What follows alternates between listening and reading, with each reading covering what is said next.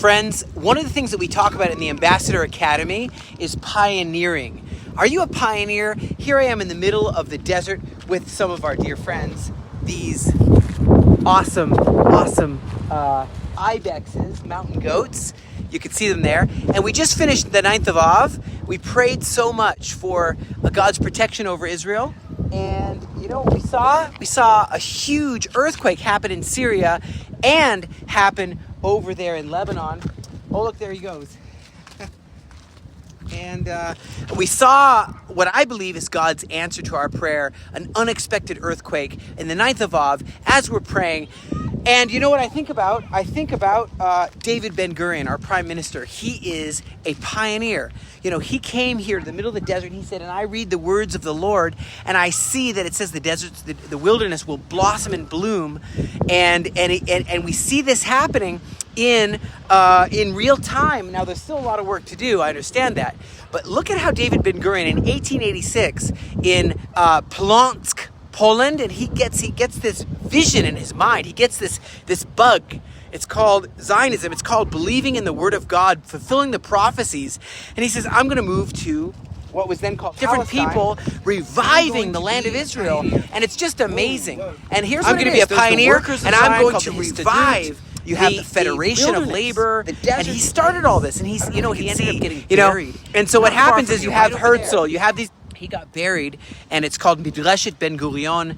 Friends of mine, I've been there too. You see his house is still there, and he said, I want to see the desert bloom.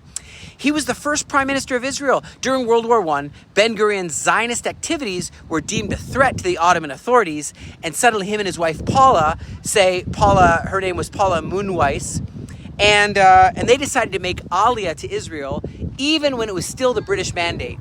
And they realized we have to start rallying all these little militias together into the Israel Defense Force, which I'm part of today. Here I am, part of this since May 14th, 1948, when he did the Declaration of Independence, saying we are going to formulate a nation here, and that's just amazing. And I think that this political life, this never-ending zeal, this pioneering spirit, and in faith, in the words. You can call it ideology, or you can call it faith. I choose to call it faith.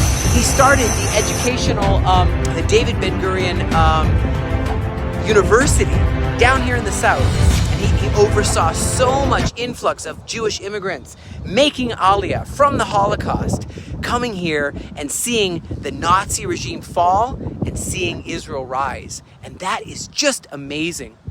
And seeing the desert bloom is yet another piece of the puzzle. You can see the edge there. I don't know if you can see the edge of the crater. That's the edge of the Ramon crater, named after Ilan Ramon, our very first, maybe only, but very first astronaut who died on, like the Apollo, but died upon re-entry to Earth.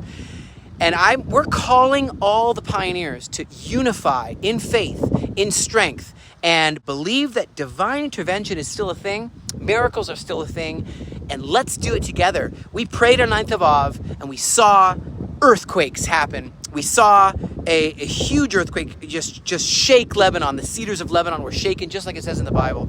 So guys, believe in divine guardianship over Israel. Believe that there's still hope, and hope to have full victory, complete victory, hostages return, and peace in the Middle East.